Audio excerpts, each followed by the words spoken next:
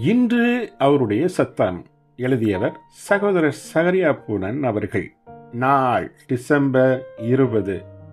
பக்தியுள்ள விதவைகளை ஆதரிக்கும் தேவன்.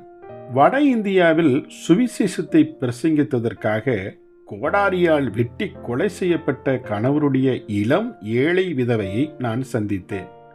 அவளுடைய சாட்சி என் நெஞ்சை நெகிழச் செய்தது.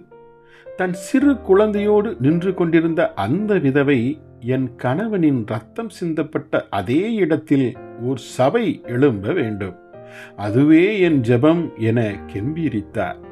அந்த சகோதரியின் கண்ணீர் மெய்யாகவே வாகை சூடும் ஜெயத்தின் கண்ணீராகவே இருந்தது. நம் ஆண்டவர் மெய்யாகவே விதவைகளுக்கும் தகப்பனற்றவர்களுக்கும் தேவன் ஆனவர். ஓர் உவமையின் மூலமாய் ஜெபத்தை இயேசு கற்றுக் கொடுத்த போது தன் எதிராளியிடமிருந்து பாதுகாப்பிற்காய் ஒரு அநீதியான நியாயாதிபதியினிடத்தில் சென்ற ஒரு விதவைக்கே நம்மை ஒப்பிட்டு கூறினார். இந்த விதவை விடாப்பிடியாய் கெஞ்சி தன் பாதுகாப்பை பெற்றுவிட்டார். அதேபோல் மற்றவர்கள் சிறிய தொகை என எண்ணிய 2 காசுகளை தேவனுக்கு படைத்த ஒரு விதவையைத்தான் இயேசு அநேகருக்கு முன் பகிரங்கமாய் மெச்சிக்கொண்டார். அவள் தந்த காணிக்கை தன் ஏழ்மையில் தன் முழு ஜீவனத்துக்குரியதையும் கொடுத்த அதிக விலைக்கிரியம் கொண்ட காணிக்கை ஆகும். இதிலிருந்து நாம் கற்றுக்கொள்ளும் பாடம் யாதெனில், நாம் அவருக்காக செய்திடும் ஒவ்வொரு சிறிய தியாகங்களையும் இயேசு பார்க்கிறார் என்பதே ஆகும். அதுவும் குறிப்பாக நம் துன்பங்கள் கண்ணீர்களின் மத்தியில் படைத்திடும் தியாக காணிக்கைகளை இயேசு பரவசத்துடன் காண்கிறார்.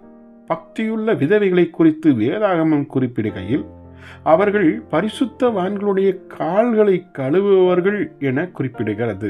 1 தீமோத்தேயு 5:10. அதாவது அவள் தன்னுடைய ஊழியத்தினால் தேவ ஜனங்களின் இருதயத்தை மகிழச் செய்து விடுவாள் என்பதே ஆகும். இவ்வாறு தேவனுக்கும் தேவனுடைய ஜனத்திற்கும் இந்த விதவை எவ்வாறு மகிழ்ச்சியை கொண்டு வந்தாள்? அவள் முதலாவது தன்னுடைய பாரங்களையும் கவலைகளையும் கண்ணீர்களையும் ஆண்டவருடைய பாதத்தில் இறக்கி வைத்து விட்டாள் என்பதே அந்த ரகசியம் ஆகும். ஜெபிப்போமா.